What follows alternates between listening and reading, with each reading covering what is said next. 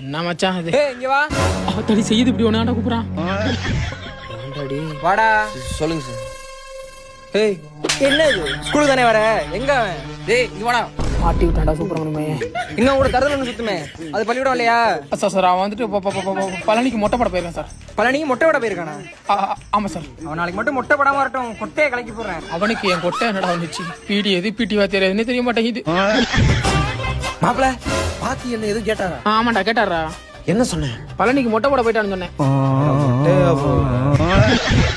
அடுத்த நாள் ஒழுங்கா முட்டி போடு.